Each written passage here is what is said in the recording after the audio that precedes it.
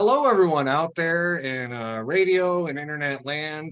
It's once again that time of the week where we come onto your radio dial and talk about what's going on here in the community, Kalamazoo, as well as the county, statewide, national, international level. We try to dig a fine tooth comb through current events. We talk to local organizers, activists, and we critique local media, national media at large, and try to call out the establishment on its BS. Is media Cyphers. Again, as always, the following thoughts, views, and opinions are not necessarily those of 89.1 WIDR or online or Western Michigan University, no matter how dope or insightful they may turn out to be.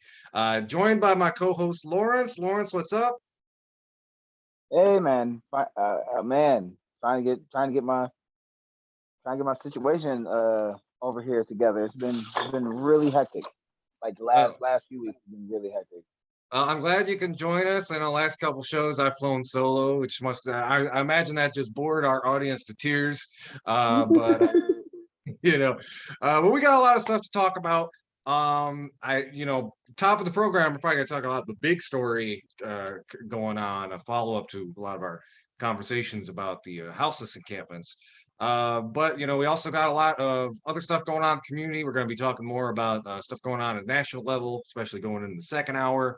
I think I'm just going to lead off and just I really want to talk about the police story that I find the most the one of the most interesting things that is affecting multiple communities, and that's that story of police departments uh, wanting to refuse the vaccine, wanting to refuse the mandate. I think is very interesting. mhm. Yeah, no, I find that is a really critical and interesting story too. And we've seen, I know there's a lot of that going on in Ann Arbor, and we've seen some local ramifications of that too. But talking about local policing and some of the stuff that's been going on here in Kalamazoo, wanted to lead off with the big story. A lot of you may have already heard about it if you have friends who are in organizing circles or have been working with the houseless folks at one of the encampments. But last week we talked about the extent to which getting an extension on the camp or it not being evicted on the date the city let out, which was September 29th, is a little bit of a victory. But we just saw the city engage in kind of a skeezy tactic that we've also seen before. So let me tell you a little bit. Here's the context of it. And I'm reading from the News 8 article that they published. Uh, Police clear homeless camp in Kalamazoo. The police cleared out a homeless camp in Kalamazoo on Wednesday. Officers with Kalamazoo Department of Public Safety cleared people out of the homeless encampment at Ampersee near Hotop Avenue in the city's east side area.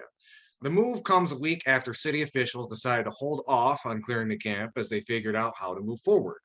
Last month, the city said it would clear the camp because of concerns about health, safety, and an uptick in crime. People living there told a News 8 crew on scene that they were given 5 minutes to grab their belongings and leave. They came at this time in the morning. You have 5 minutes. You have 5 minutes to grab everything you own and be gone, or you'll go to jail. One man recalled of what officials said. Gary Bauman was one of those who was forced out. After the situation took a sudden turn, he said he's frustrated and worried people won't have a place to sleep. You don't want them in your backyard? Fine, I understand that. Nobody wants us here, Bauman said, but they've got to be somewhere. They're people. They're all people who need somewhere to lie down. Nonprofit groups were there to help people retrieve their belongings. One group parked nearby to give out lunches and water. If we try to stand up to them, this is what they do. They police us, one activist said of city officials. They try to silence us. People living there still had a lot of stuff, including clothes, toys, bikes, and cooking utensils. After it was cleared out, the camp was covered in trash. A bulldozer was brought in the hallway to debris. I got something to say about that in a second, but I want to kind of read through to the end of this. On September 15th, signage was posted at the site indicating the city's intent to close the camp on September 29th. However, the city paused closure efforts to allow a continuum of care and service providers to conduct a final comprehensive and coordinated outreach effort. said during an outreach event on Monday, more than 10 people chose to shelter at the Gospel Mission or Oakland House, and two families were provided with transportation so they could be reunited with family outside the area. The COC estimated there were more than 100 people at the camp when the city announced the closure. Around 50 people remained after the Monday event. It's true the camp sits on soil contaminating with heavy metals, which is a huge problem in a lot of areas of Kalamazoo. It's owned by the city's Brownfield Redevelopment Authority. It's the site of a former fly ash dump site for a coal-fired power plant. And I think I'm going to kind of just end there, and I want to fill in some gaps of the context here.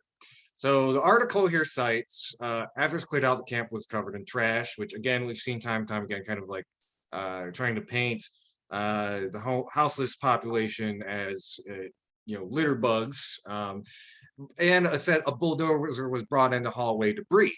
There's more to that story. People on the ground that day, I talked to a couple of them, basically indicated to me that there were still, not only like tents, up to the very last minute, some folks were still asleep and were woken up at the very last minute, only to kind of see a lot of their stuff bulldozed. There was a camper, an RV camper that a particular resident there spent a lot of time and money saving up for, and the status of that, last I heard, it was also axed out for that bulldozer. But I want to really dive into how this lines up historically with some of what we've seen in Kalamazoo.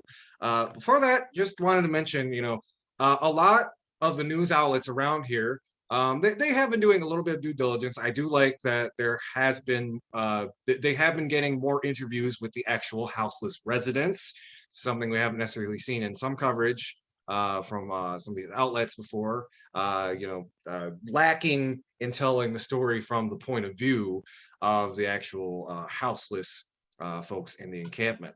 But here's some critical things that this article leaves out. One, that 1 week extension, the eviction of the camp came early. According to the actual wording on the updated eviction order, the residents should have still had about 2 days to make other plans. Additionally, when the police did come to clear out the encampment, I mean, the article does cite this, but I just really want to hit home. People were given 5 minutes. Pack up your life, everything you own, and get out of here, was essentially the message given by Kalamazoo Department of Public Safety. And I want y'all to also think back to what happened a couple of years ago with the Bronson Park Freedom Encampment. Now, for those of you who weren't there or were unaware, the city similarly had a final date. It's like, this is when we are clearing out the encampment. It was like 7 p.m. on a particular night in, I believe, September. And it seemed like half the city showed up to support houseless folks over at Bronson Park. It was shoulder to shoulder, and people, the citizens of Kalamazoo stood up and said, like, this is not right. The city needs to do something. We need to do better about houseless issues in the city. What happened? Well, the city did back down from evicting Bronson Park at that particular time at 7 o'clock, but then they just waited until the next morning when the crowd had dissipated, and they bulldozed everyone's belongings regardless. So we saw the city basically do a very similar version of that tactic when eyes were off the encampment, when they didn't have city commission candidates or organizers or activists or just concerned community members down to stand with the houseless residents in the camp. That's when they brought in the cops and the bulldozers. This article also mentions no one was arrested. That is incorrect. I think as of this time, 8 people were arrested by the police. Some various, like, I believe, trespassing and resisting arrest charges. Just a quick point, Food Not Bombs, if you go to their web stuff, they are collecting money for bail funds and other necessities. So this has been a long story. It's been going on for a while. The push and pull with the encampment. It is true. It's really not a good thing that these people had to go to a place that was contaminated in the first place. We have However, we've seen the city able to work with those sites to extent in the past. I'm thinking a lot of all of the stuff that was built up, or the old Allied paper mill site in the Edison neighborhood. But at the end of the day, what we have here is a city jumping the gun, exercising cruelty when there are really other solutions, and giving some of the most marginalized people in our community increasing their hardship. And again, when I said jumping the gun, like the idea of like coming 2 days early and giving people literally 5 minutes to leave the site, it's morally outrageous. Luckily, there has been a good degree of pushback on the city since then, but it's like, how many times does something like this need to happen before the city can come up with a better solution than bamboozling everyone from the site?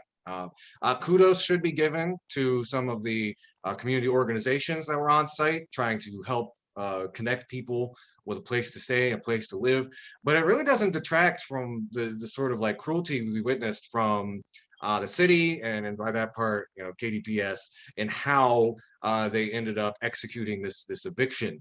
Again, instead of offering people solutions, it's bulldoze all of these people's stuff, and don't try to find accommodations for these last few people who are still there at the encampment.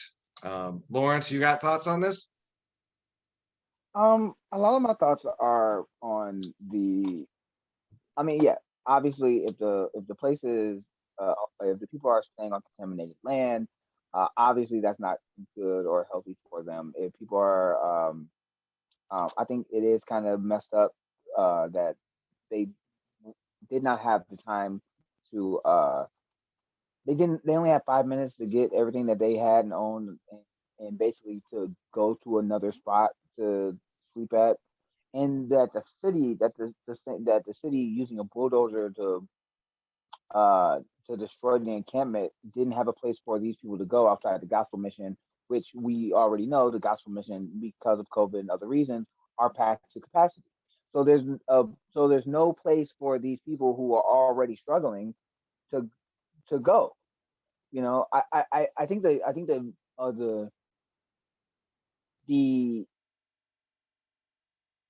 the moral or ethical thing that the city could have done is that, we're going to take down this encampment. But even though we're taking down this encampment, we have another place that we're going to let y'all. We have another place for y'all to go, so that that's a better situation than y'all staying in this encampment.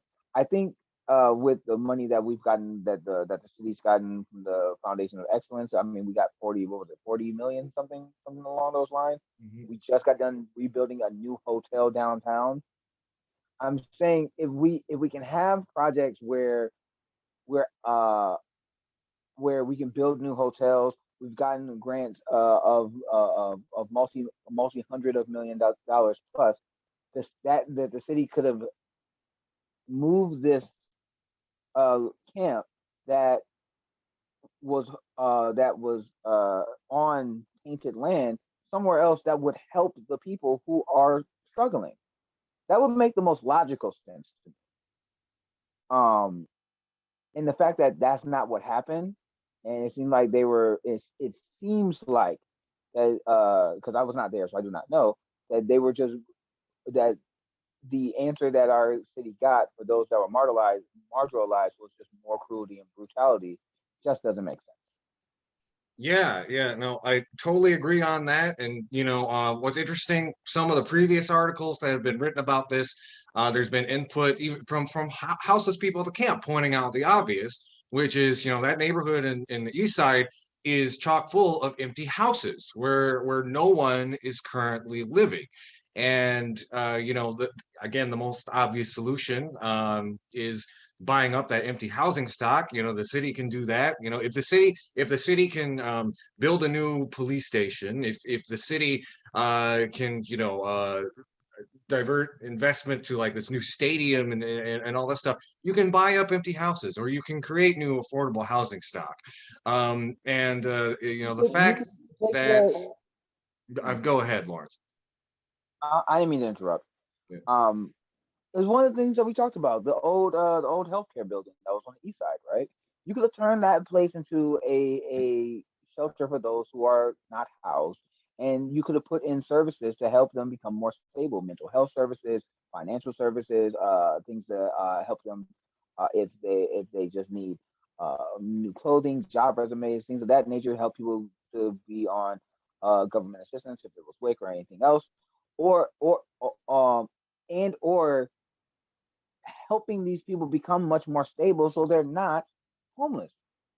You know what I'm saying? Like, I feel like those are much more economic, moral, and ethical reasons to help, ways of helping the situation instead of what we got. And yeah, Yeah, and the onus really needs to be put on the city about this too, because like I said, the execution of this it was very slimy. Again, it really did seem like a repeat of that Bronson encampment tactic where you we was wait down there for till that the public. Bronson bat. Me and you was down there when the Bronson thing happened. So we was down there the night before. Yeah, I remember that. That was crazy. Yeah, but like, what was it? So as a repeat of that tactic of the Bronson encampment tactic, where you delay, you wait until the public isn't looking or present as much, and then you just steamroll these houseless people out of where they are currently staying. And like an argument that's put forward, it's like, well, we put in an effort to get some of these people housed, and it's like you don't get a cookie for that when other people who haven't found a housing solution are literally having like all they have in the world bulldozed. And the fact of the matter is, it's like, as much as Kalamazoo tries to paint itself as this very liberal, progressive city, we see, the police being used as this tool to, push houseless people around, eliminate blight, basically protect the private property of the city in a fashion, I'd say from, just about any like reactionary Republican controlled state or city as well. So, let's not try to like, plant our roses in some rhetoric here. When the rubber hit the road, the city behaved in a way that is definitely not, progressive or humane towards these people, and they need to be continued to be held accountable. And not just like there is an election coming up. Look up some of the candidates. But there's already a lot of solutions on the table, and the city needs to listen to what a lot of these experts on the ground have been talking about. There are other models that other cities, other states have used that are very effective, and it seems like Kalamazoo just keeps plugging its ears and pretending that those solutions don't exist.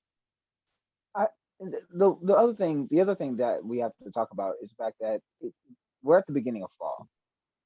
Let's not act like we haven't seen snow in October. You know what I'm saying? Like, let's not act like that's not a thing that can happen in Michigan. And I also remember the emergency that we had when we had that winter vortex, and the Douglas and other churches had to open up their spaces, gymnasiums for people who were homeless. Like, it, the city has enough money to purchase or to build or to refurbish buildings and other locations that are not being used that we could use to have uh, people who are homeless stay in, that would be safer, cleaner, and much more humane.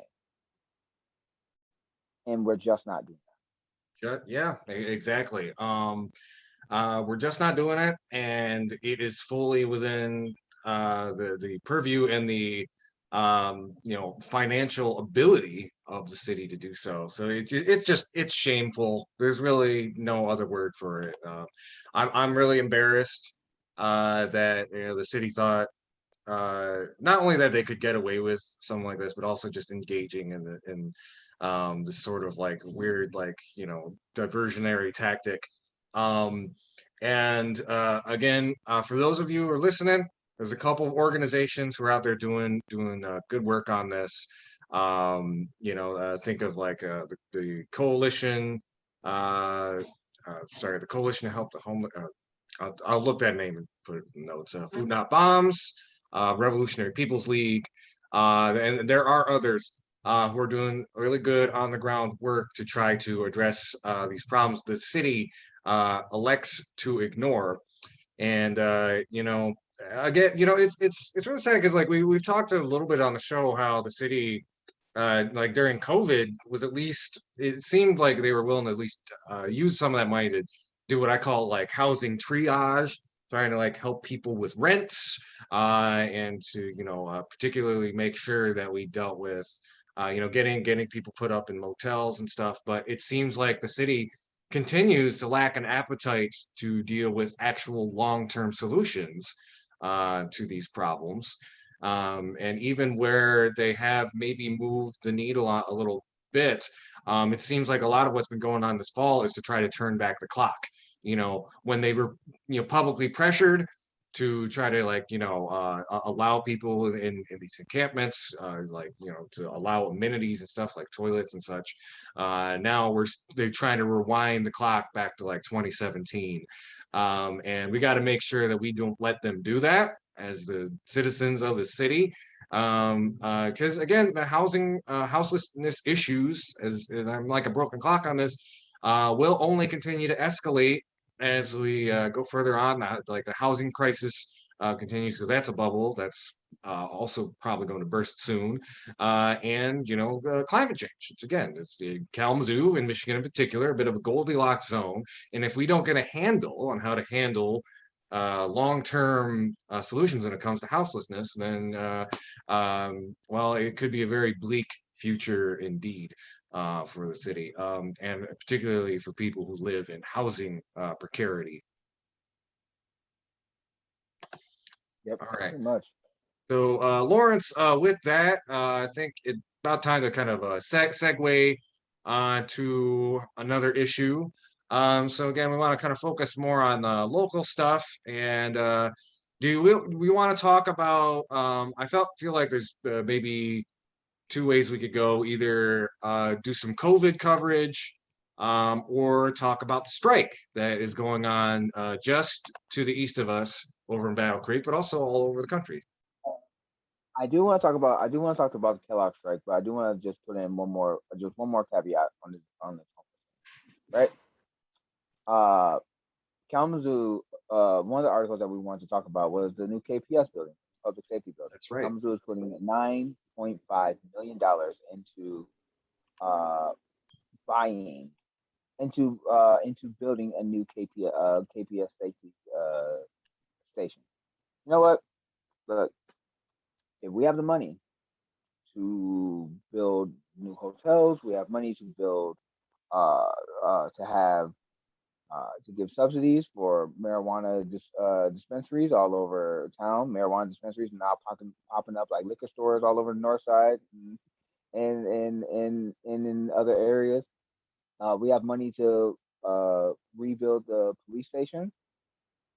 We can't have money. We don't have money to refurbish one of these old buildings to have another place outside of the mission for people who are homeless. Yeah, and it's worth mentioning it's about priority. It's about priority, right? Yeah, and that new station comes in to the tune of about $9.5 million. $9.5 million to get. So it's a new police station that's going to be built over on Ray Street between Alcott and Bryant. So kind of replacing the one that's currently over on Bryant Street, which they basically say it's a little too small. It was not accommodated for a larger fire department, and having a robust fire department and those resources is important. But like, just to echo what you said, like, we can sink that kind of money into a new police station. Why not some of these things that kind of reduce the need for policing in the first place, Lawrence? Or take that old police station and make that a services and building for people who are homeless. Or maybe that can be, maybe that building can be a place where people can, you know, stay overnight, and that they can use that building to as a better solution, as a better situation than the homeless encampment. Obviously, it already has bathrooms. Obviously, it already has water, electricity, and heat. It already has all of those amenities. What else could they do to knock out those to I don't know, knock out some of those walls and create more space for people who are homeless? Or what other situations can we put money into, like mental services, mental health services, if it's not Loaves and Fishes or other organizations that can make sure that these people are being fed, or other things that to help them find jobs. Even though studies have shown 46% of homeless people have full-time jobs. So it's about priority, about the priority. If we can put this money into the police station, fair enough. But what about the building that they're leaving? What can we do with that to help those people who are homeless, so they don't have to be arrested? So they don't have to be arrested for trespassing and resisting arrest, right? Yeah, and worth noting too that that station that's currently over on Bryant, there's also a very large parking lot. There's a good chunk of land across the street that you could potentially build up, and I just wanted to point out one last thing while we're on this issue.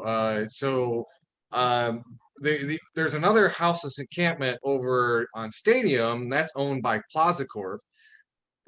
And oddly enough, they have not evicted that camp yet. They had a similar original deadline to the city. They also chose similar to the city, like we're not going to go through with the eviction. That camp has not been evicted yet. So it's a very interesting time where a private corporation, Plaza Corp, that extensively only exists to gobble up land, it shows more humanity and empathy than the city does. The city that is always talking about like coming up with humane solutions. It's a lot of talk, but when a capitalist enterprise has more patience and empathy than the city, that's a real problem, especially when you are marketing the city in a very different way. Yeah, that's crazy. That's crazy. Okay, so from spending priorities when it comes to homeless individuals in our community, to the spending priorities of giving the police in our community a better station, we are now going to the spending priorities of Kellogg and how they're choosing not to give benefits and higher raises to their workers, even though their workers were essential during this time during a pandemic. All right. So in this one, I want to. So here's how we're going to break down. And again, so the name of the show is Media Cyphers, and I want this should be kind of an example of that. We're going to start. So we're going to expand on talking more about workers at Kellogg's more in general. But I wanted to start from this News 3 article that reported on it, and we're going to give it a little bit of a rinse through and a critique because it was written in a very interesting way, a very it was almost written from the perspective of like somebody in like the Kellogg's PR department, and sometimes these things are more blatant than others, but I'll read it, and then I think me and Lawrence can kind of explain what some of the problems are with this article. This is from News Channel 3. Headline is Kellogg Strike could lead to cereal disappearing from shelves. Already, that headline is talking about how this strike is going to inconvenience you, the consumer, and not centering how are the workers being treated. So let's read a little bit from this.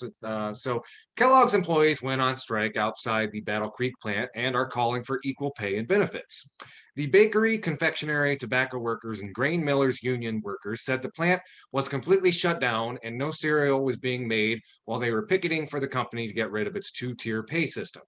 The people going in that are making less money than the person standing next to them are making. Paul Welling, vice president of the union, said.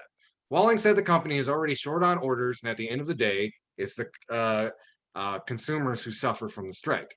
Our core brands of cereal that we make at Kellogg's are not getting made, and they're not going to be on the shelves, said Walling.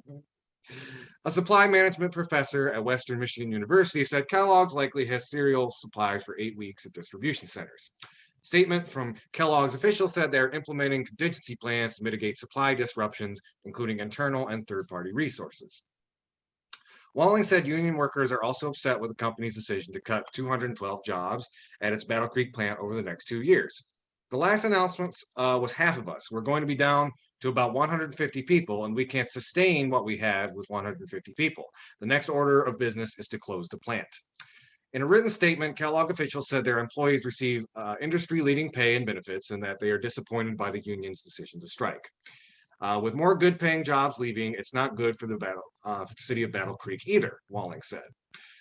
So first thing I'm going to say is you notice how like the first couple of paragraphs really just hinge on how is this going to inconvenience other working people? You're not going to be able to buy your your cereal products from Kellogg's, or they're going to become scarcer on the shelves. And like that's like a scare tactic that is kind of drummed up by a lot of these corporations to try to get you to oppose the union and their strike. It's because let's keep it real. All of those brands, there's generic versions you can get somewhere else, and this isn't like it's not like a grain shortage. People are still going to be able to eat.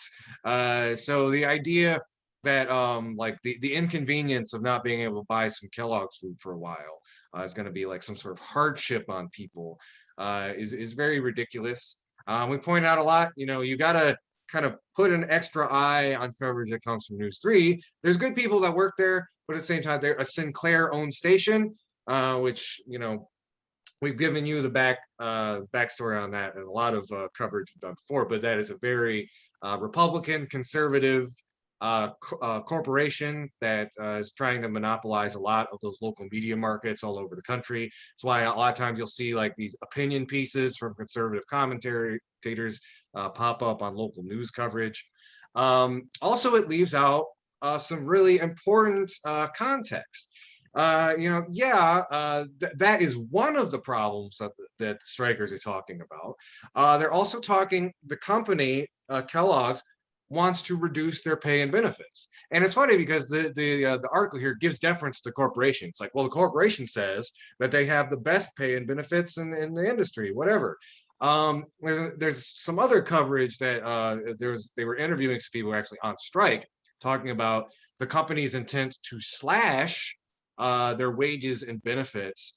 And apparently there's already been some problems. Like these people have talked about like working 7 days a week, hardly ever getting days off, but they said, well, the flip side of that is we get good benefits and wages, and now the company is going after that as well. So they're expecting these people to like work nonstop and then reduce their wages and benefits on top of that. And that's the reason people are going on strike. Lawrence. Fun fact. I want y'all to remember that they're cutting jobs, and the point that Andy just said.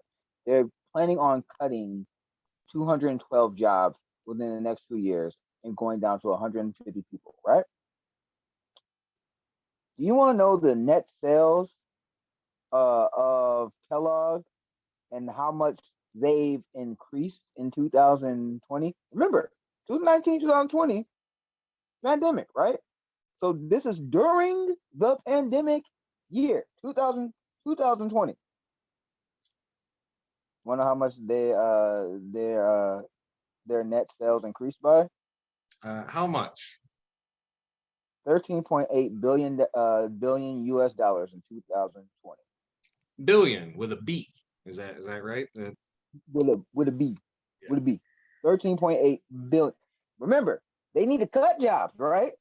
Oh my God, these workers and their benefits are I am shocked and chagrined that the benefits of these workers that what they're asking for is just too much. In Yeah. Yeah. 2020, in 2020, they're in 2020. This is coming from coming from statistics.com. Kellogg Company's net sales steadily increased from 2010 to 2013. They declined in 2014 to 2017. The net sales have subsequently increased again, reaching 13.8 billion US dollars in 2020. Now, Lawrence, that doesn't make a whole lot of sense to me. If we all remember, one of our favorite right-wing chestnuts is, hey, if a company is making more profits, then that means they'll be able to hire more workers or increase their wages, right? Is that ostensibly the case? Right. But we are literally seeing a company that is doing even better, despite, like I said, like the huge economic downturn of last year, turning around and saying, these extra profits we've made, essentially, I'm sure it's probably, shareholders are doing well, but instead they're looking at how they're going to cut corners, or, perhaps like, it is worth noting, food costs have increased over this year. That's probably a whole story unto itself. But a corporation as rich as Kellogg's has more than enough money to handle that. But it's interesting to me that the first thing that they think to do in a situation like that is to, how can we squeeze our workforce even more, pay them less money, even though demand is higher, and again, like as I said, those kind of layoffs are usually a prologue to a plant moving somewhere else where they can produce things cheaper. And that is sad, because Battle Creek has been a long time, Cereal City, USA. It is one of the things that kind of puts this region and that city on the map. So reading the tea leaves, it would be a very depressing thing to see Kellogg's, again, end up laying off a bunch of people in our community, and then going to find somewhere they can manufacture cereal at a cheaper cost. Lawrence. Hold on. Let me give you some more fun facts. Fun facts. This is coming from marktrade.net. Talking about Kellogg's. Kellogg's revenue from quarter ending January 3rd, 2021 was $3.5 billion, a 2.6 increase over increased year over that time last year. Kellogg's revenue from Kellogg's revenue from 12 months ago, ending in June 31st, was $14.32 billion. Remember, in 2000, and again, this is the reason why I want to give you context. Because remember, at the annual revenue in 2020 was $13.7 billion, an increase from 2019, which was $13.57 billion. They increased their profit by 2021, June 30th, 2021, by 4.6 profit. They increased their shares during the pandemic. Remember, I need people to remember 40% of workers in America lost their jobs during the pandemic. Okay? We've since we've opened up the economy, all you've heard from businesses is that we can't find people to fulfill these jobs, and we have a job shortage. The companies themselves has made more money during the pandemic, yet they don't want to pay their workers pay time off, hazard pay, or increase their wages, or give them more time off so they can actually be with their families. The hell with all that. We just raised our profits 4.16%. 4.16%. Yeah, I it's want you to no, and this is the reason why I'm bringing this up.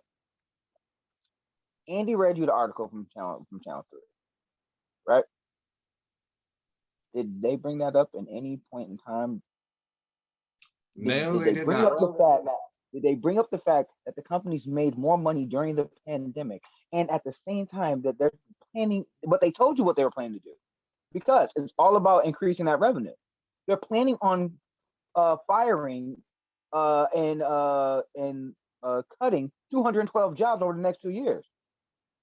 They've increased profits. So I wonder now. And now remember, I want everybody to know this.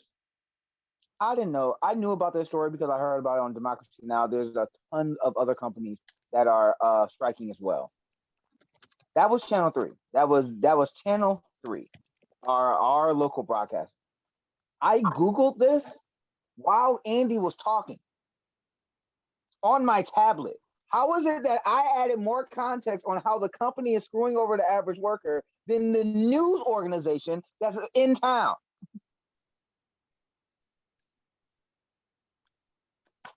Just exactly. Yeah. And you know, What? Come on, son. mhm. Come on. What? Look, I don't know if Kellogg is one of the sponsors for Channel 3. They probably are. Like, I don't know if they are or not. It would not surprise me. But Well, come on, y'all. they do a lot of local advertising, so like that's true. A lot of ad revenue, I'd say a substantial amount, does come from the Kellogg's Corporation. So that's another way that this coverage gets painted. You can follow the money, see like who invests in Sinclair Broadcasting Group in order to kind of write these articles this way. It's very similar to we've talked on the show about how news reporters, especially in the last couple decades, will basically just take when they're talking to the White House press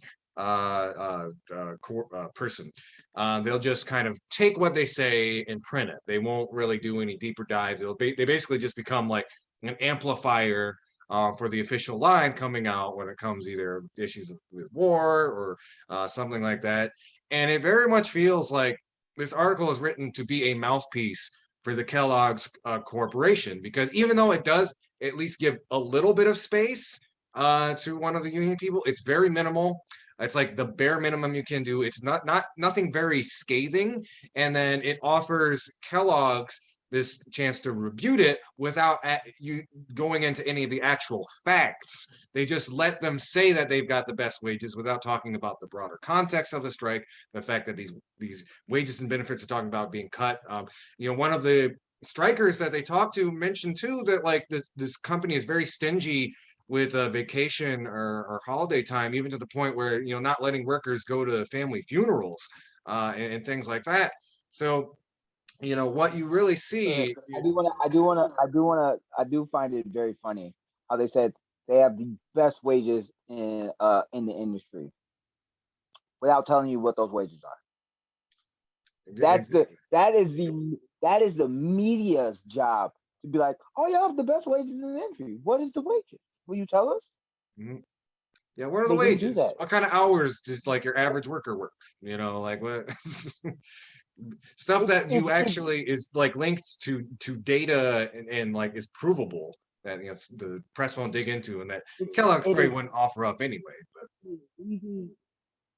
it is easy to look at something at face value when the company says, "Hey, we have the best wages," and we're sad that our workers don't want to are striking. We feel like this is going to hurt the customers who actually care about their wonderful cereal that they're going to buy. I mean, I like cereal too. Here's the problem: if the workers there are being treated like garbage, they haven't had a pay raise in years. If they're being treated like cogs in the machine instead of and having dignity as human beings, no, they're not going to work there, and they're going to ask for something better. And a company that has increased their profits over the last year by 2.6 and 4.16% in the billions, not millions, the billions, can take some of that profit that they're making and give to their workers. And it's the media's job. It would be Channel 3's job, it would be the media's job to point this out. As case in point, when this video goes up on YouTube or goes up on Facebook, when we have it, I'm going to put a link in we're going to put a link in the description so you can see exactly what I'm talking Yeah, yeah. And thank you. Like, I think that would be really insightful for our listeners to dig deeper into. I mean, you can also look up like who particularly invests in like both Sinclair and Kellogg's. You connect these dots together.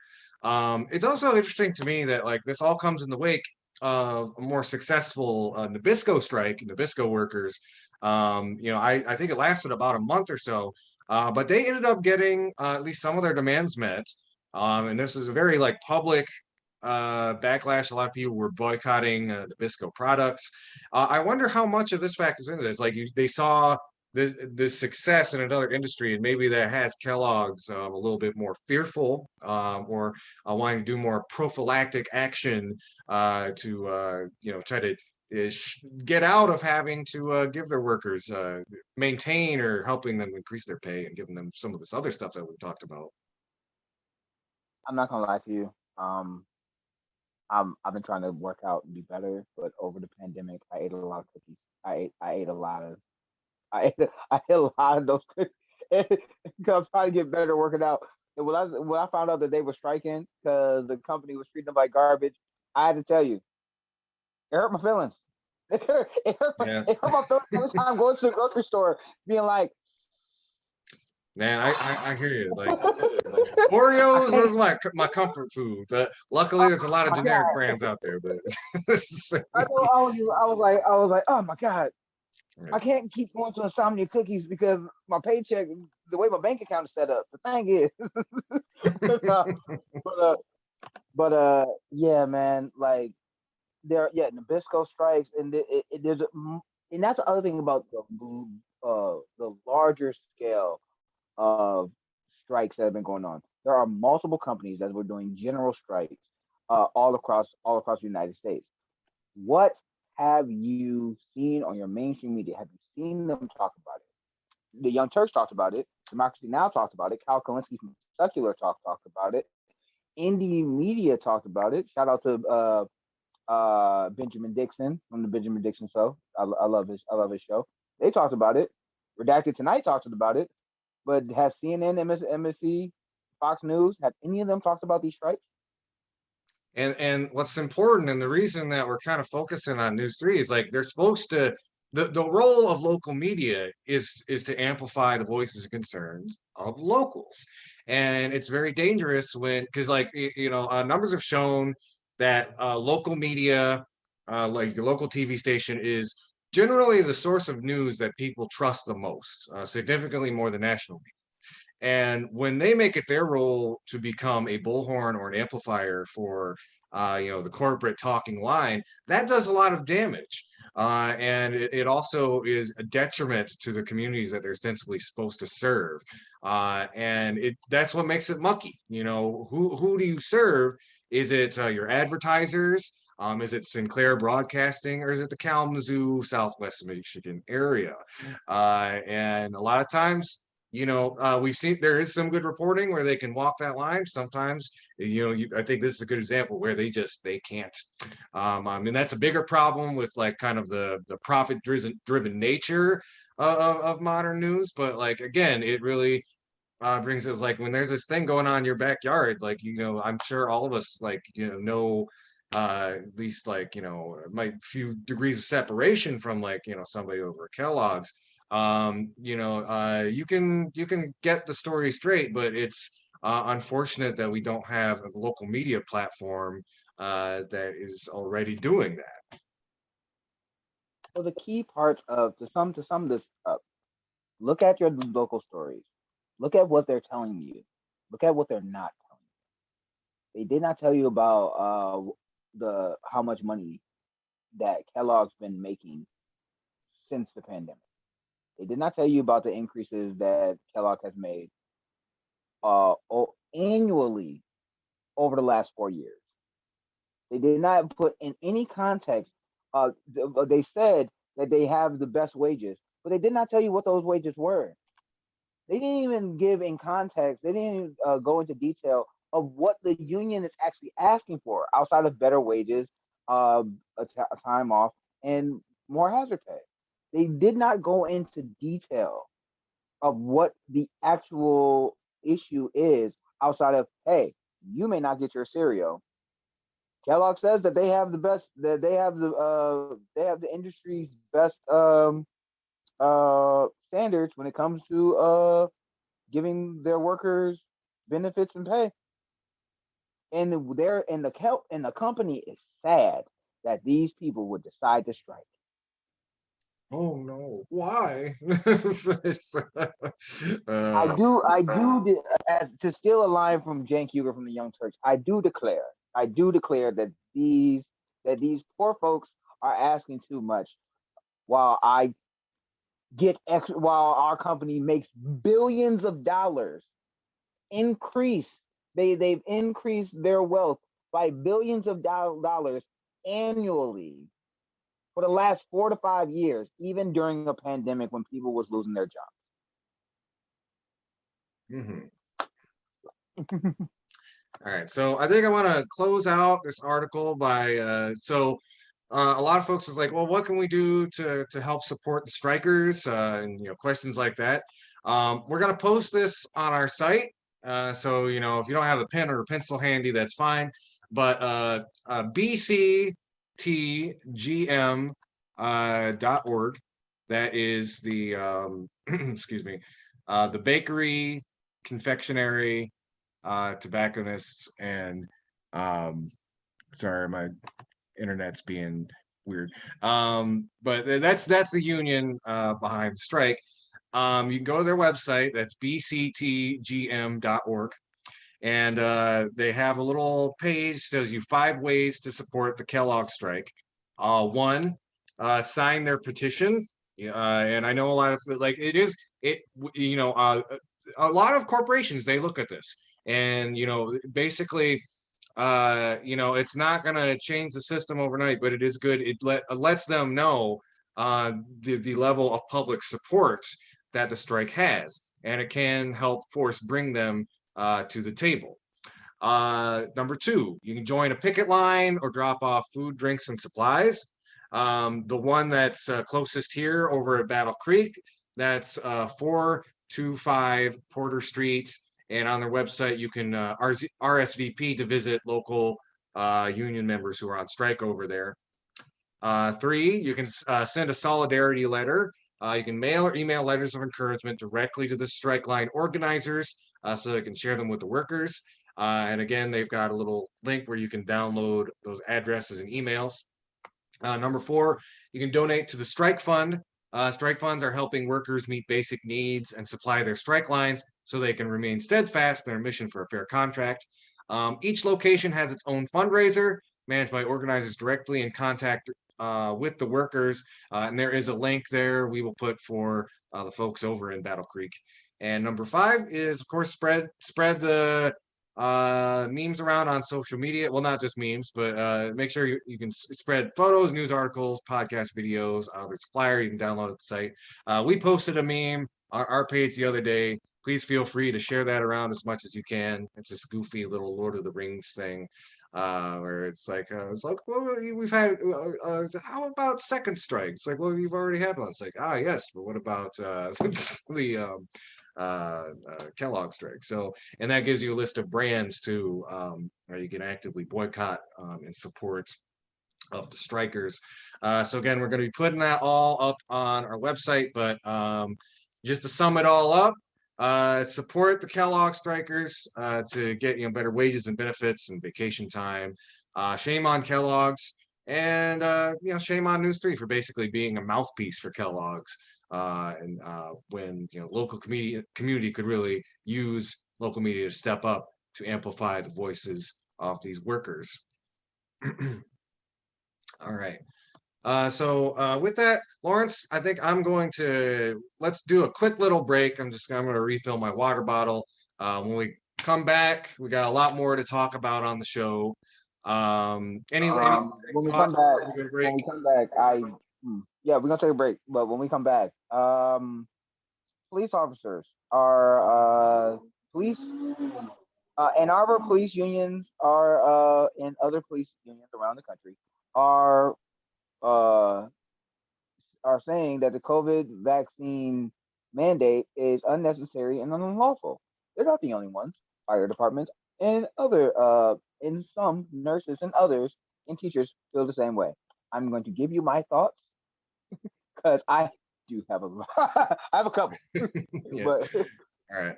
Well, we'll be right back. Y'all listening to Media Cyphers, only on 89.1 WIDR, online at widerfm.org, your only source for political revolution. All right. All right, y'all, we're back. This is Media Cyphers, only on 89.1 WIDR or online at widerfm.org here in wider Kalamazoo. There's two stories that really highlight this next issue that we're about to talk about. We're going to kind of go into some COVID related segments. The first one that we're going to talk about, particularly when it comes to COVID and the police. And I'm going to frame this. This is a statewide story.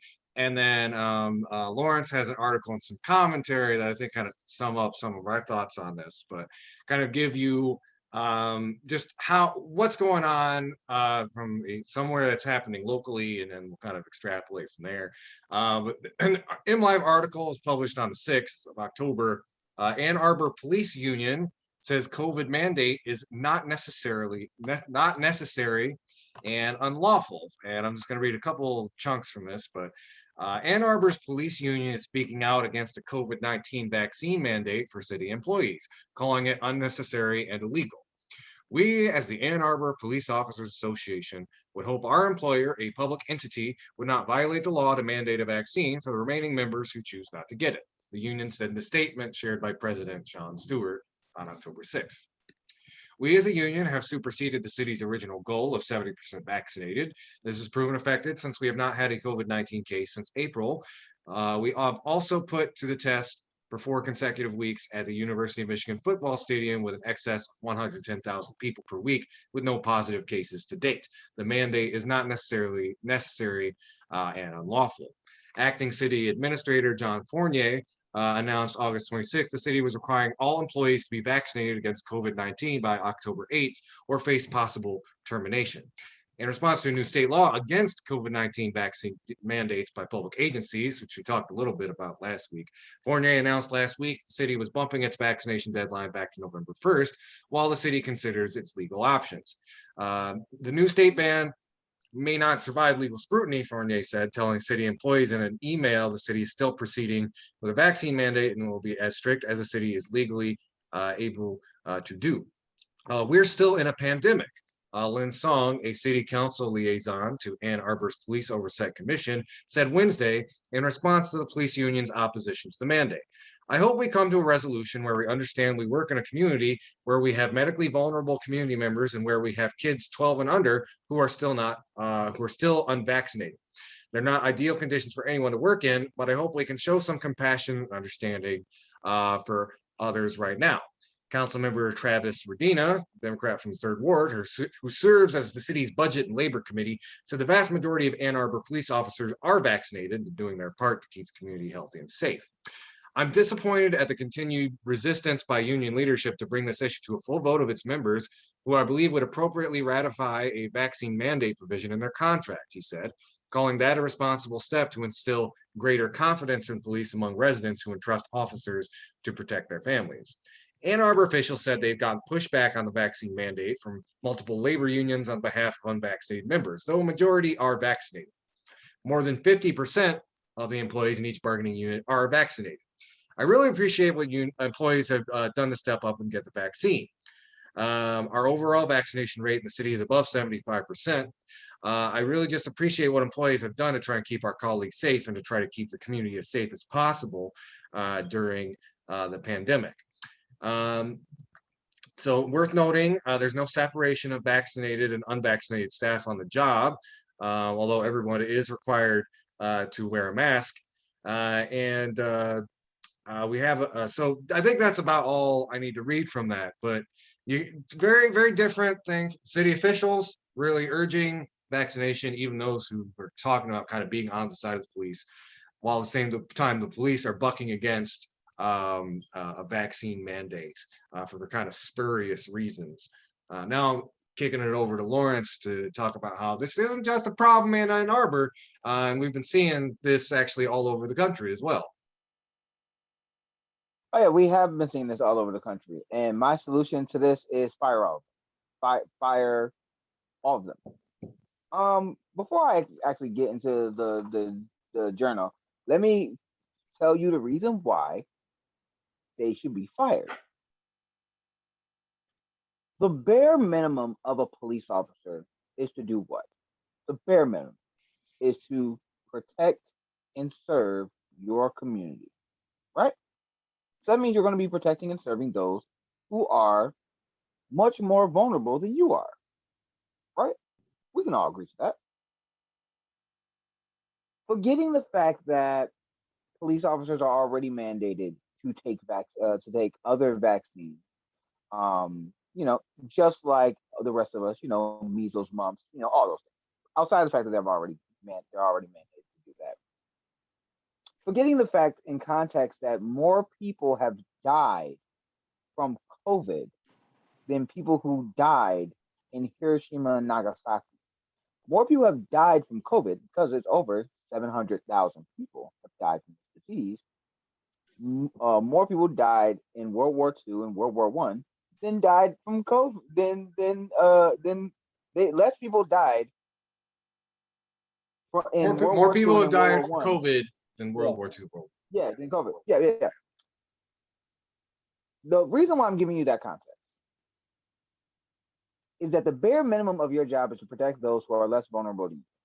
People who are immunocompromised, people who are not vaccinated, young children who are under the age of 12 and vaccine, and the Delta variant has been running through children and unvaccinated people like crazy in the country. You're unwilling to do the bare minimum to protect and serve the people that's in your community, and that's your job. Where in any other profession are you able that you refuse to do the bare minimum and still keep your job? If I'm an Uber driver and I'm driving while texting and drinking alcohol, the bare minimum of my job is to drive safe. I want to wouldn't keep just my job. interject real quick.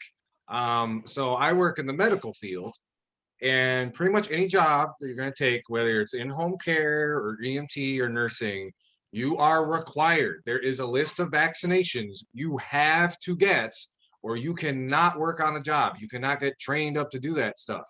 They do not ask you if you believe in vaccines. They do not ask you how comfortable you feel getting one. It's you either get this or you cannot get this job. You cannot do this work.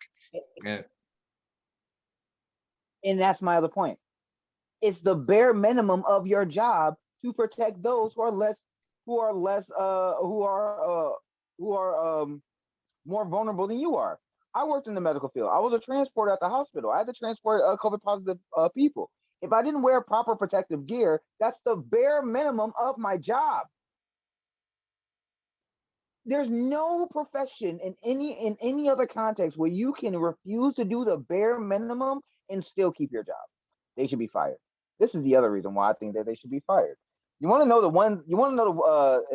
Wall Street Journal posted an article. This was September 21st of 2001. You want to know the number one thing that's killing cops? what is it, Lawrence? Is it violent criminals? No. If you think it's gunfire or traffic accidents, No. it's COVID. Oh, COVID. The disease. Police officers resisting getting the vaccination of COVID-19. Now they're number one killer. The the disease is leading cause of death among police officers, surpassing gunfire and pursuits, in resistance and pursuits. Hold on.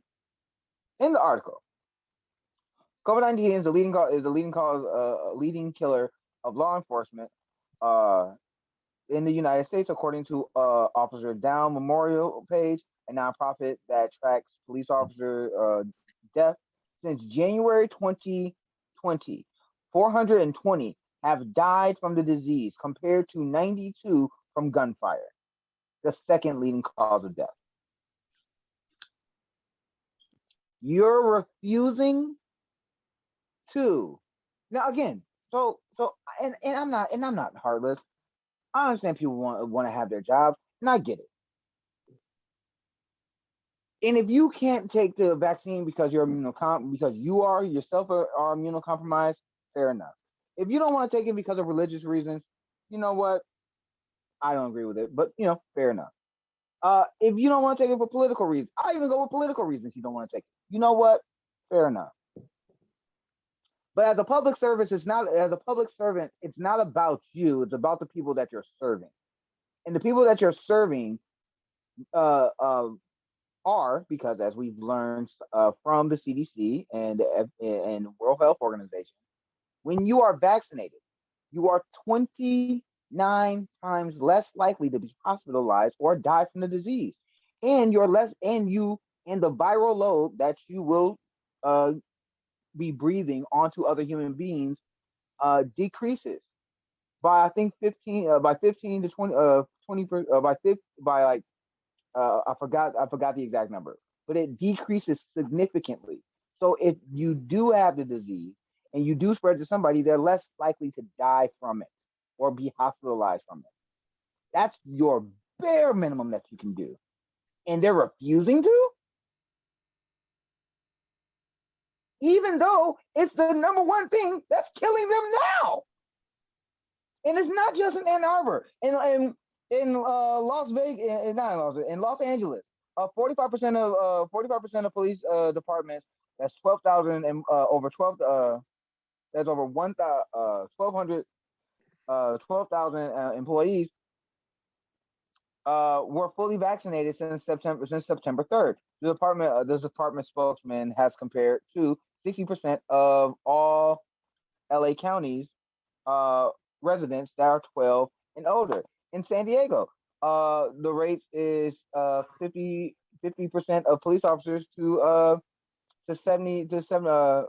50 compared to 78 compared to the county. In New York, it's 61% of officers that are vaccinated in comparison to the people that they're around. So they are more. So again, these police officers who will be getting into people's faces, pulling them over for traffic tickets, helping them when they're in other situations, like if someone needs to do a wellness check or other things like that. They're going to be moving around the community outside of going to the jails, going to the stations where they're around other people. They're around not just other vulnerable people from their community, but the people who are also in the jails who cannot socially distance. So, folks, your job is too essential for you not to protect yourself, thus protecting the community that you're serving. If you're refusing to do so, UPS is hiring. Dog, put on a mask, put on some gloves, and drop off packages at the door. You don't even gotta meet people. Go work for UPS. Go be a mailman. Go do something else that does not involve you being around other people. But you don't deserve to be a police officer. No, I couldn't agree more. I think there's a little bit more, like we could really talk about, like, why do we see such a disproportionate amount of, like, people in this profession resisting vaccines versus others. And I think it really ties into, like, kind of the right wing and reactionary nature of police departments around the country. That, again, they tend to be more conservative Republican. Keep in mind, like, the FOA back in 2020, like, overwhelmingly endorsed Donald Trump. They really have a tendency to kind of embrace a lot of right-wing politics, and this whole like resistance to facts when it comes to things like COVID, vaccination and stuff are very much part and parcel of those politics here in America right now. So we're seeing that spill out into the way police departments and police around the country are responding to this pandemic. That a way, again, is uh, really like countervailing any sort of pretense. Like again, we could go into a deeper critique about like what the actual function of the police is, but the idea that they're letting their own like personal opinions supersede some like public safety Public necessity. safety. Yeah, yeah. Mhm. The, the it's the bare minimum, dog. That's like a chef not willing to wash their hands or clean their utensils before preparing food. It's That's my like a right. stripper refusing. It's my right not to wash my hands before I make your food. That's like a stripper refusing to. That's like a stripper refusing to dance when bands is presented to them. I'm just saying. I'm just saying. I'm just saying. Like it's the bare minimum. That's the bare minimum. The bare minimum of a babysitter is to make sure that the child does not get harmed while you are watching their care. If the babysitter chooses not to do so, will you hire that babysitter again? Like, come on, son. Where's the donkey of the day when you need it? Like, we need one of those. We need one of those. Congratulations, you played yourself buttons. Like, for real. This is one of the moments where the idea of freedom or refusing to take the vaccine, and I have, and this is where I have sympathy. If you don't want to take a vaccine for religious reasons or political reasons or things of that nature, I have more sympathy for you, especially as a Black person in America. Lord knows our government has done unsavory things to Black and brown bodies and minority bodies when it comes to medicine. Trust me, I actually understand. And yes, if when Donald Trump was president and this vaccine would have came out during that time, I would have also been hesitant to take it because this is the same man who said we should inject bleach into our body to fight the virus. So again, context matters. Context matters. Biden is a. I don't like Biden. Biden's a bureaucrat. He's a corporate. He's a corporate moderate Republican in a Democrat's body, but he's a bureaucrat that still wants to see the function of our government work because he gets donations from big from the medical industry and from Pfizer and other industries like that. They created that drug. They created this vaccine, and it has been proven time and time again to work. And the only way that we get to herd immunity so that people don't have to take the vaccine is if more people who can does. For those who are less vulnerable. We're not, you can think about it for yourself if you can take it or not. But you're protecting everyone that's around you in your community when you do so. Not understanding that fundamental fact and your job as public safety means you failed this city. Yeah, a little arrow thing in there. It's like, oh,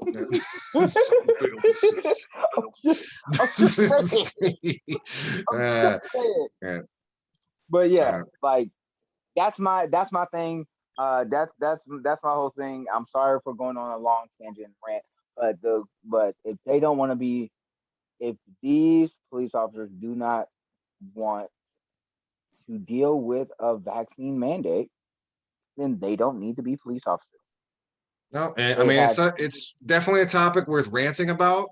And I think like one of the really unfortunate things, like the way police are really structured in American society, they much more easily than just about any other public institution can dodge and accountability, even kind of press back against it in ways a lot of other institutions can. They aren't really like the public. Unfortunately, de facto doesn't have nearly as much control over their local police department that they might their city council or some like zoning boards or something like that. And we've actively seen like police respond to even like a very sensible request to either like, hey, implement this policy or get a vaccine mandate with like these blue flu strikes and intimidation tactics up to including, something that happened last year. A lot of people forget about. The De Blasio, who's not like a radical by any stretch of the imagination, suggested some very Not at all. minor and mild police reform, and the police from there on out, basically, it's like, relationship broken up with the mayor, up to and including doxing the mayor's own daughter. So it is unfortunate to see that kind of make itself realized in the context of this pandemic, because if these cops are allowed to just go around unvaccinated, they're going to get themselves sick and they're going to get other people sick, and that is just not right.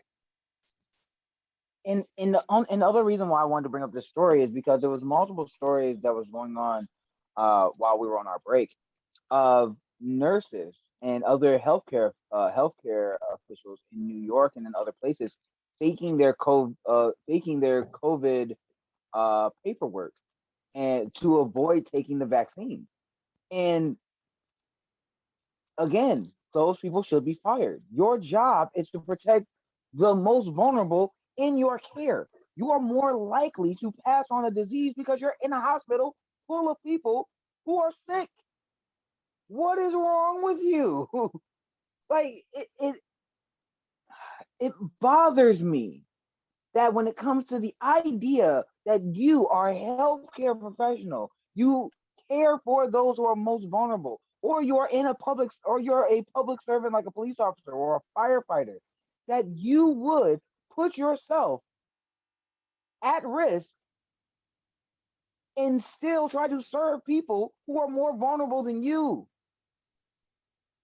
Like that at my core bothers me.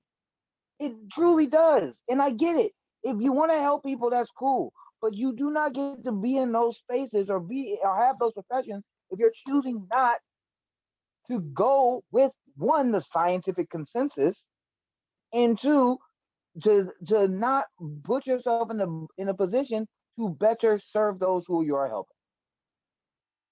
Yeah, yeah, exactly. It reminds me of that old anecdote of like, there's this very like fundamentalist Christian person who's trying to become like a nurse, and they ask like, it's like, well, my belief system, like, I don't respect like, I don't think trans people are a thing, et cetera, et cetera. Can I refuse to treat them? And I think the instructor was like, find another job, get out of my class. It's like, you have certain responsibilities when you take on a position like that. Whatever your personal beliefs and stuff like that are, you have to set them aside because you are a servant of the public. That's like a cashier refusing to take your money when you are handing them money to buy your groceries. The bare minimum of your job is to take my money and give me change so I can go. That's Yeah. the bare minimum of your job. All right. So with that, so I wanted to actually, this is an article I just found earlier today, but while we're talking about COVID, I wanted to highlight this article. It's from a World Socialist website. They've been offering some pretty substantial and in-depth critiques about how the government response to COVID.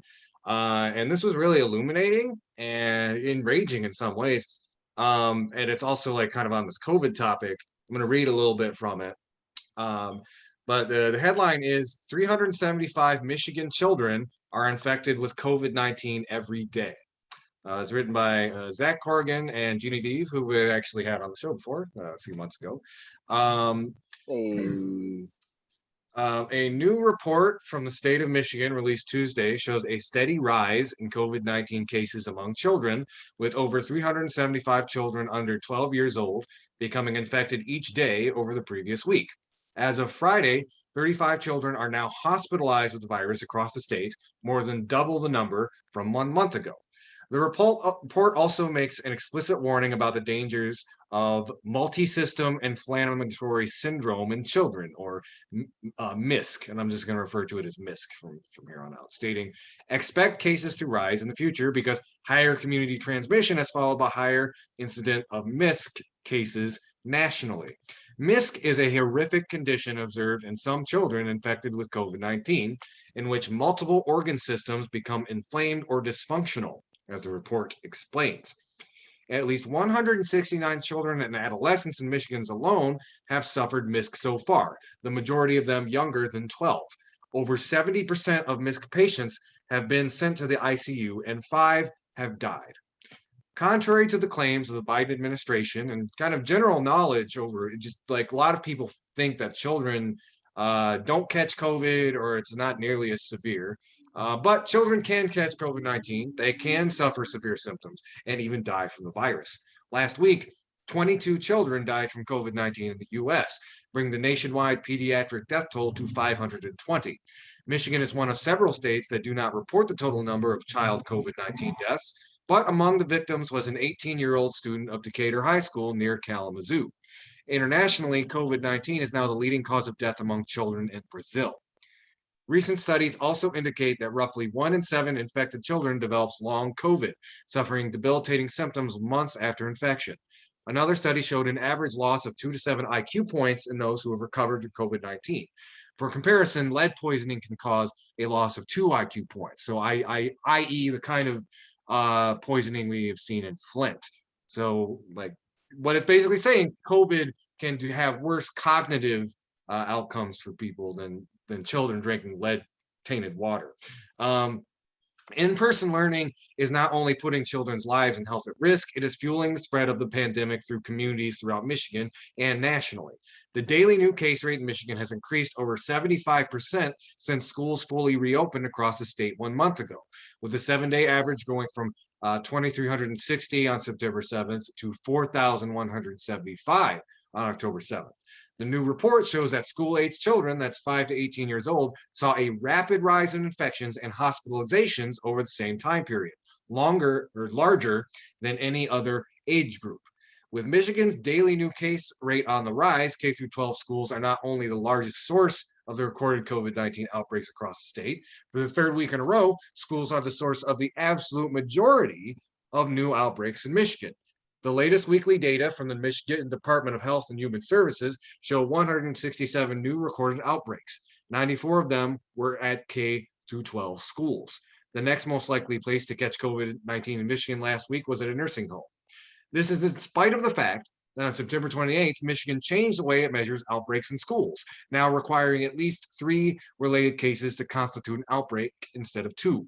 Schools were the only type of location which underwent that change, yet even with this handicap, they remained the highest recorded source of transmission. The 94 new outbreaks are on top of another 270 ongoing outbreaks at K-12 schools in Michigan that were initially recorded last month but continue to grow. The state's largest growing outbreak is at St. Charles High School in Saginaw, where 48 students have tested positive so far.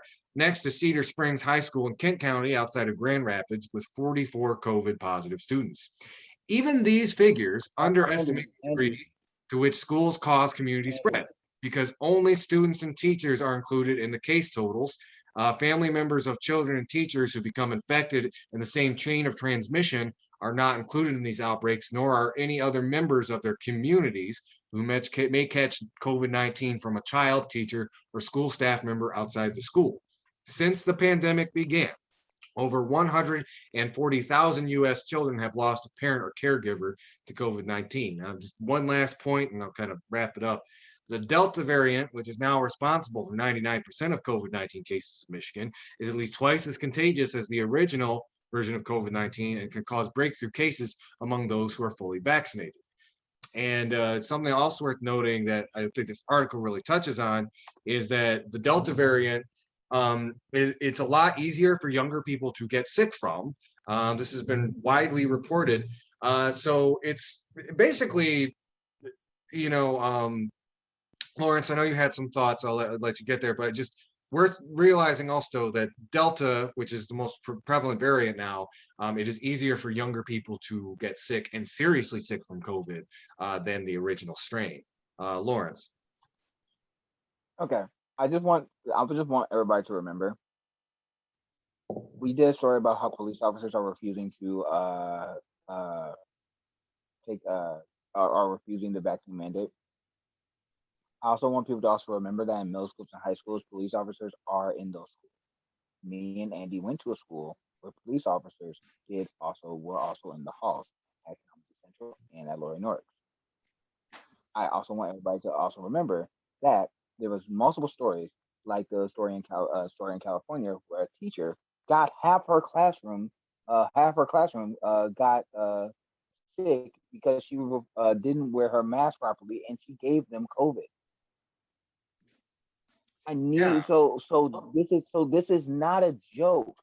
So when we did that story about police officers, and it's not just police officers, it's nurses, it's teachers and others that are refusing to get vaccinated.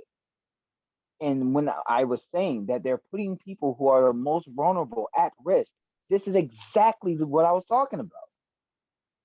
Exactly what we're talking about. It's not a joke. It's not a punchline. It's real facts. If you are not going to be vaccinated, or if you're not going to be vaccinated, if you're not going to take it seriously, get a different job. Get a different job, because you're not just putting the rest of the adults at risk. You're putting kids at risk. Kids who can't even take the vaccine yet, and what was it? Children between the ages of 18 and 12 now can take it, but kids who are under the age of 11 and 5 still can't. That's true. So we're talking about They middle. cannot get vaccinated. We're talking about middle school, elementary school kids. That's what we're talking about. Middle school and elementary school kids cannot get vaccinated, and you're putting their lives at risk. Another thing that I think, this article doesn't explicitly touch on, but we've covered a lot of stories in the last few weeks about school districts, a lot of these kind of anti-vax, anti-masker Karens and Kens storming school board meetings and coming out against mask mandates. Even in school districts that are urging masks or requiring them, we're seeing a huge decline in people who are actually putting that into practice. Many schools around here, what you'll witness is like, at least, some of the teachers are wearing masks. The students have almost basically given up on it. And you can point out to a lot of reasons and causes behind it, but it's this overall culture of one, this sort of like kind of weird American libertarianism taken to a self-harm degree, where it's like, it is my right to make it easier for myself and others to get sick. Not to mention just the culture wars have a really big and intangible effect. I'm sure that's part of the reason we're seeing such high infection rates in our schools right now. You can put some of the onus and the blame on the way that in-person teaching has been rolled out. There's other countries, even like other areas of the United States, where they are much stricter. If there's an outbreak, schools shut down. We go back to virtual learning. Kalamazoo Public Schools, even they had a more solid plan than many of the districts around us, but now it seems like we're really just back to square one. This Delta variant is still raging all over the state. People are way more lax about vaccinations or even masks, and that doesn't, the Biden administration, several weeks ago, their press person basically said, we're going forward, not backward.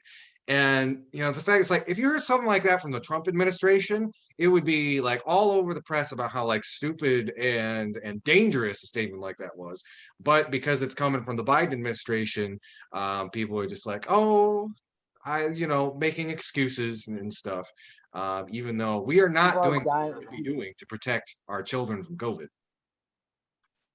People are dying to own lives, man. They are literally dying for freedom. And again, it's also understanding the concept of freedom.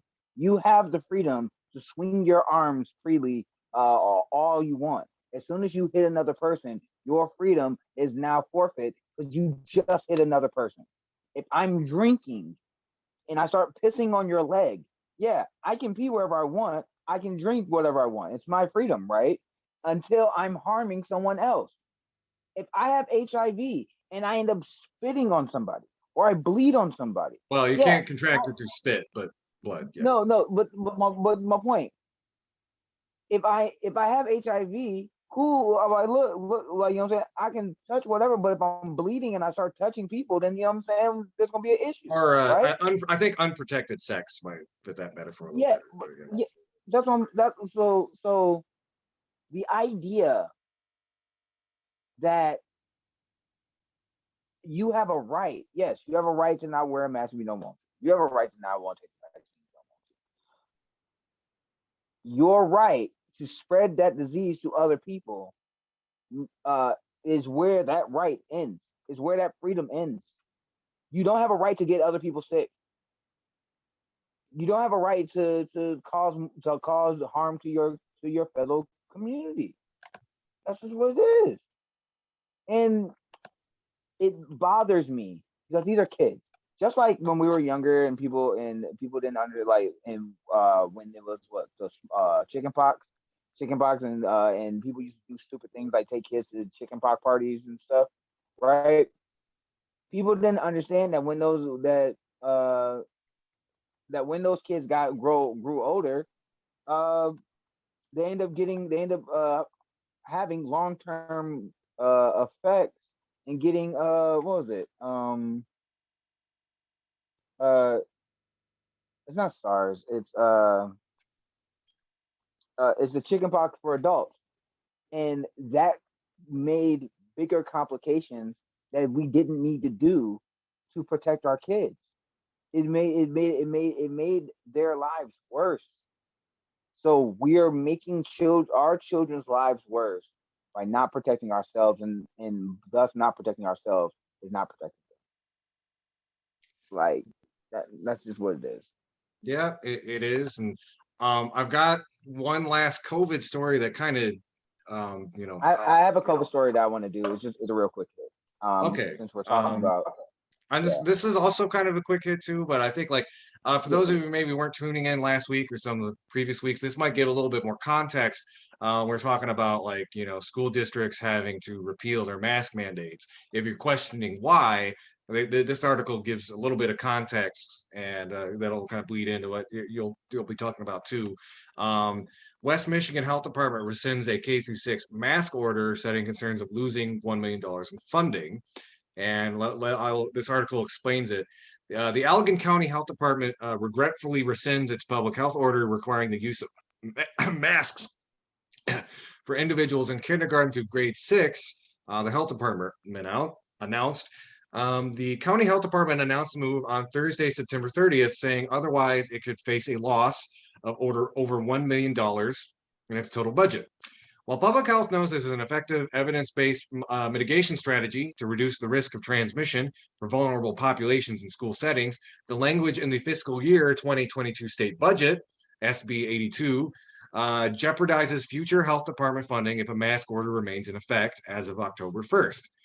While signing the budget bill Wednesday, Whitmer declared unenforceable provisions in the budget that would have impacted funding for local health departments issuing mask requirements or other COVID-19 policies. According to SB 82, Section 1222, Part 4, any health department that has issued an emergency order in an attempt to combat COVID-19 will lose funding for essential local public health services. Additionally, Section 250 of the bill states a local health officer shall not issue or enforce any orders or other directives that require an individual in the state who is under the age of 18 to wear a face mask or face covering. Although Governor Whitmer has stated that this language in SB 82 is unconstitutional, legal counsel for Allegan County has advised that it's presumed constitutional until proven otherwise in a court of law. Therefore, funds appropriated for essential local public health services may be withheld. Essential public health services include things like immunizations, infectious disease control, STD control and prevention, hearing screening, vision services, food protection, public water supply, private groundwater supply, and on-site sewage management, the department said. So just to give a little bit of context, I'm kind of done reading from that article, and I want to explain a little bit more about why they had to do this. The Republican-controlled legislature in Lansing snuck this into the budget bill, and like I just read, that's the ramifications. If you take away this funding for these municipalities or these county governments that are doing what is scientifically proven to be best practice to reduce disease transmission, they will get their funding cut for doing literally the right thing. And because of the way things work, as far as like the state government, Governor Whitmer didn't veto it, but he's standing by this idea it's unconstitutional and it'll be proven wrong. But it's put a lot of county health departments in Michigan in this sort of limbo where if they don't repeal their mask mandates, they might be financially penalized for it in the future, or maybe not. They're not really sure. But the fact of the matter is, like, one, shame on the Republicans in the state legislature for sneaking this bill, this highly partisan, like anti-mask thing that again is going to get, it's going to make people sick. It's going to lead to people dying. And for the county departments to do the right thing and stick to their guns, they might lose funding for these really key and essential services that the people of the state need. It's not punishing the county government. It's punishing the people who live there, who might be of the opinion that they don't want to get sick from COVID-19. Lawrence. It is butt backwards. It's butt backwards. We're gonna take away funding from schools because the schools are saying that we need kids to wear masks so that they don't get a disease that has killed more than 700,000 people in our country. More people died from this disease than died in 9/11 and that died in Hiroshima and Nagasaki. Okay? Like this is not, it's not a joke. Yet the numbnuts in Lansing thinks that it's a fantastic idea to cut the funding from schools.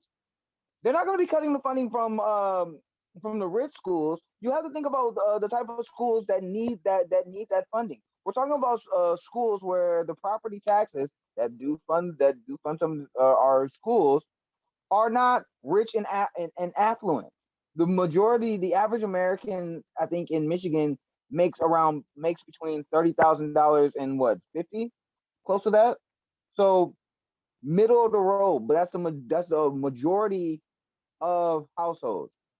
So we're talking about people who are at 30 and lower. They're just going to be screwed when those kids go to those schools. Their families are more likely going to be sick. And I want people to think about this. What happens when your kids get sick, or the adult that's making the money gets sick? They can't go back to work. The kids can't go to school, so the parent can't go to work because they got to take care of the child. What happens to the hospitals in that area when those people get sick? They start to overrun, and now you got to have doctors putting people on ventilators, which we have seen and have done stories about, where they are rationing care and thinking about who are more likely going to live and die in these situations. You remember the death panels that Republicans were talking about when they were talking about the Affordable Care Act? This is what creates that. This type of legislation creates those situations. Yeah, no, that's a good point. Like these are basically conservative capitalist death panels that are figuring out who should be put on the chopping block. Saying that we don't want you to wear a mask. Like, again, and we've seen stories, we've covered stories of the nutcases who are protesting kids going to school with masks, saying that it's child abuse and all that crazy stuff. The Marjorie Taylor Greens of the world and people doing that, and the people doing that stuff. They're nutcases. They need help. We gonna pray for them, and Jesus is gonna take the wheel. But when you are a state legislator taking away funding from schools who are majority of the time in health departments, and we're not even talking about the fact that a majority of the kids in the state, they usually only get one meal a day, and that meal is at school. Like we're not even talking. We're not even adding that into the. We're not even adding that to the conversation. And we're not even adding to the conversation that a lot of the times that the parents get sick, or the school officials get sick, or the staff gets sick, the janitors or anybody. Now they're at an extra shortage, which is going to put more stress on that school. I feel you. That's a mood right there. I'm gonna take a screen cap of that. We can start making memes for the webpage from now on. Just like Lawrence was just doing this, and it just it's, it's like maybe it's like juxtapose that with some like really crappy headlines from the mainstream media or something. But oh my god, yeah, the things that people will do because of them being so bipartisan. Like that's the thing that I think just infuriates. This is because it's about money. It's about money and their ideology. That also leads me to the story that's a quick hit that I wanted to read.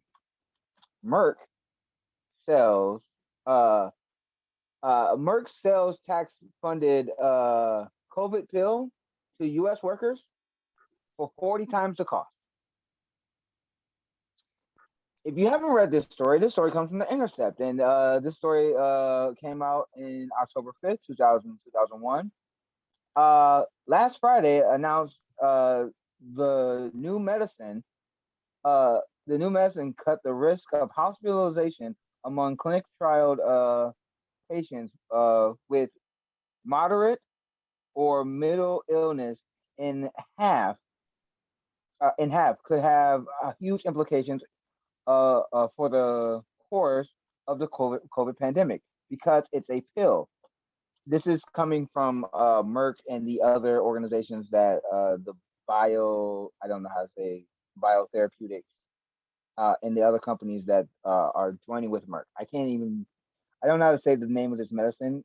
Molnupivir. I don't know how to say that. I don't know how to say that. I'm not even going to try to butcher it right now. all right, But keep yeah, going. I'll be right back. it's a pill.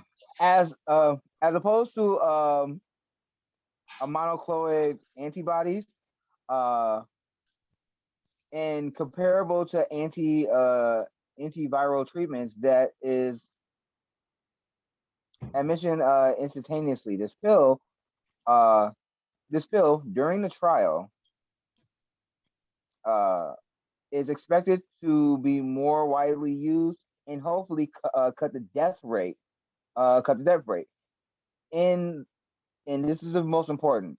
In the first 20 days of the trial, there was no deaths were reported among the 358 patients that received the drug. While 8 of the patients who received a placebo died, according to the statements from Merck and other companies. So they have a pill. This pill can help cut the pandemic and cut death rates from the pandemic. It works. It is it's not a vaccine. People don't need to worry about it. It's a 5 day course for this medicine. This is the part that if you because we live in America, this is the part that where the rubber meets the road. Because remember, this medicine was funded by uh, a Harvard School of Public Health and King's College Hospital in London. This this medicine was funded by Harvard and King's College Medicine in London. It's funded by public money, like most medicines when it comes to research and development. The 5 day course of this medicine that I can't say, I'm sorry. The new medicine is being held as a huge advancement in the treatment for COVID-19. To produce the medicine costs $17 and 74 cents to produce. According to report, according to the report issued last week by the drug pricing expert at the Harvard School of Public Health, and the King's College Hospital. Merck is changing the U.S. government is charging the U.S. government $712 for the same amount of medicine, which is 40 times the price. We've done multiple stories on this channel about price gouging and our system of government when it comes to healthcare. A case in point, I have asthma. My medicine in Canada costs around between $10 to $30, depending on the dosage that I want to get. In America, if I don't have insurance, my medicine off the shelf costs $454. This medicine is a pill that can help cut the death rate. And remember, like I said, during the trial, there was no reported deaths from the patients that took the drug, which is 385 patients. The 8 patients who took the placebo died, so we know it works. It only costs $17.74 to produce, yet Merck is charging our government, which will then be charged to us, the consumer, $700. It's $712 for the same amount of medicine. Price gougers are going to price gouge, especially during the pandemic. You will spend whatever it takes for you to stay alive. This is a scandal. This is bull. This is garbage. And this should be on every mainstream media channel talking about during a pandemic, this medical company is charging you more money for you to stay alive. Mm-hmm. It's gross. Gross. It's gross. It's disgusting. Yeah. All right. So I have one last story I wanted to get to, and this is going to be more in the vein of good news. We got about 10 minutes left, so I might just end up reading it and then closing stuff out. But especially since this episode is going to be airing on Indigenous Peoples Day, because, F Columbus. But there's a good bit of a good article written by Brad Devereaux that sheds some light on the burial mound down in Bronson Park. And I thought I'd close out the show with this today because, again, it's a good piece of journalism and some very interesting local history. Kind of coincides with. I wanted to talk. Yeah. I wanted to talk to you about something else, but we can talk about that another time. All right. We could do like an extra 30 minutes or something. Oh yeah. So this is so article headline: 1,000-year-old mound in Kalamazoo was built by Indigenous people to commemorate ceremonies radar probe suggests.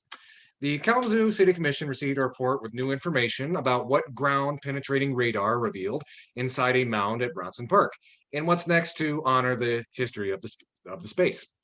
The investigation revealed areas at the base of the Native American mound that appeared to represent a structure or a series of large posts built into a circle before the mound was built, said David Rose.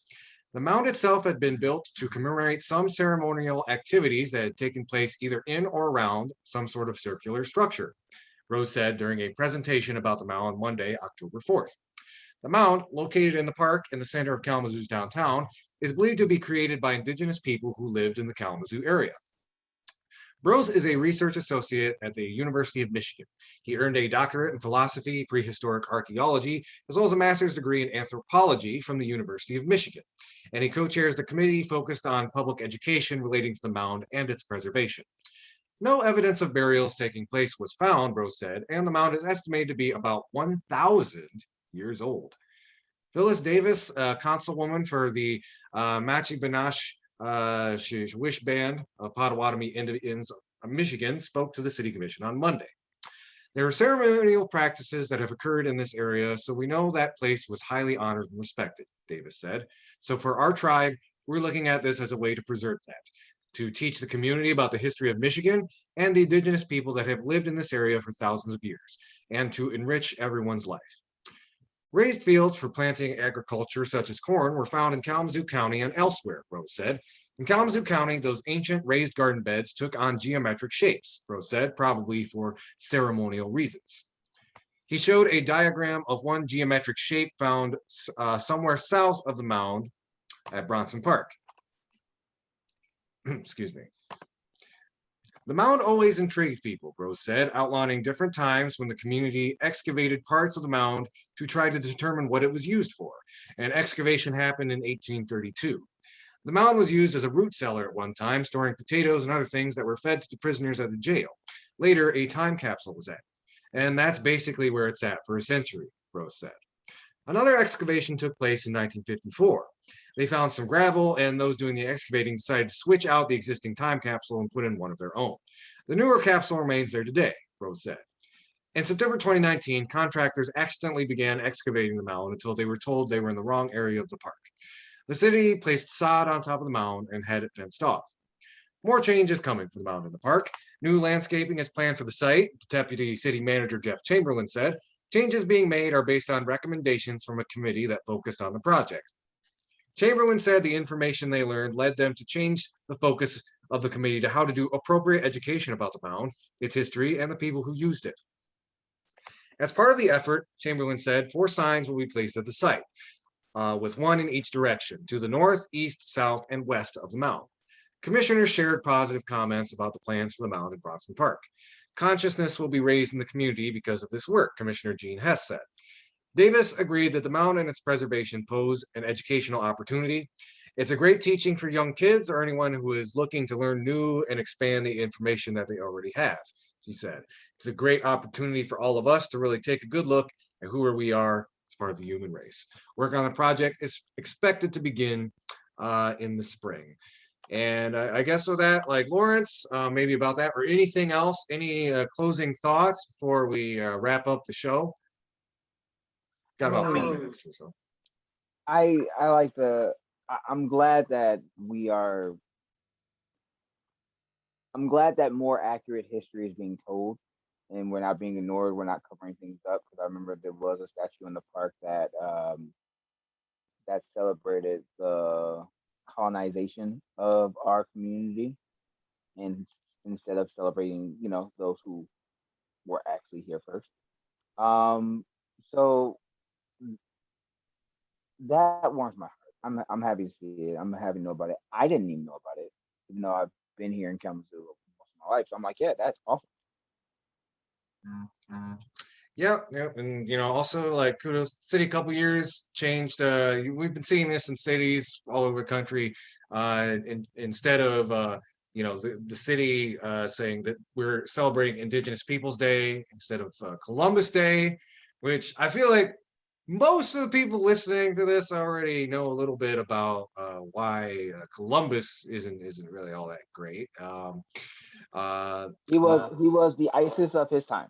For those who do not know, exactly. Columbus was a colonizer that was the ISIS of his time, that would cut off people's arms if they did not cut off people's limbs, that did not provide him with the gold or other items that he required, and he would brutally rape the indigenous women until they just submitted to the brutal torture. He is one of the reasons why the North Atlantic slave trade was a thing. Yeah. And by the way, this is not contested history. Like Columbus literally brags about doing this stuff in his own journals. So, if you come across a Columbus stan, it's pretty easy to, it's like, no, he literally wrote about this stuff. And one other little thought about Columbus, something I was thinking about the other day. I listen to Revolutionary Left Radio a lot. It's one of my favorite podcasts, and he was interviewing this Marxist YouTuber named Hakeem, and they're talking kind of about like the state of the American left and stuff like that. And he mentioned like one of the hopeful things I see out of the United States is like the narrative on a lot of stuff is really getting shifted, and especially like the younger generation is starting to shake off a lot of that like American nationalist propaganda we get taught growing up. Like there's much more of a consensus about something like Columbus than there was even like, 10, 20 years ago about him being a pretty bad dude. I think even like when you and me were going through elementary school, it was just like, oh yeah, he sailed with some ships and he found America. Yay. Um, Yeah, they never give you the context that he found a place where other people were already yes, living. exactly. Yep. Or Oh, yeah, your audio cut out. I think you mute your microphone. Yeah, yeah. There you go. Go ahead and finish that thought. Yeah. or the fact that he's responsible for the North Atlantic Ocean. Yep. So Pretty like much. it's it is a problem, and it is a issue. Um, Again, for younger kids, I know that it's very complicated to talk about things. I mean, we're not even talking about critical race theory. We're just talking about just actual. We're just talking about just normal history, normal objective history, where people are just wanting to whitewash the brutality of what the reality is. And it's good to see those that were victimized finally getting their stories told and heard. Now, if we can just get them to stop whining about critical race theory and the 1619 project and other things like that, and we can just, have actual history told truthfully, we could have a Yeah. better place. Well, I don't know. Maybe the conservatives will let go of their Disney version of American history, but I'm not going to count on that for at least the foreseeable future. Uh, I think with that though, we need to go ahead and wrap up the show. Lawrence, again, thanks for joining us. It's always much more lively when we get some back and forth going on. I want to thank everybody for tuning in. Again, we'll upload the video of this to our Facebook page, and by Monday, you should be able to download it from our page as well. So until next time, everybody out there, keep on fighting for that revolution solution. Any closing thoughts, Lawrence? Well, I mean, there's a little quick hit thing that I wanted to talk to you about, or I wanted to get some commentary on, because I'm having some very interesting conversations. Maybe we could like do an extra like 15, 20 minutes for some other stuff that I wanted to talk about if you have time. Okay, well, we'll see. I'm gonna stop the recording. Y'all have a great week. Keep fighting for that revolution solution. Please.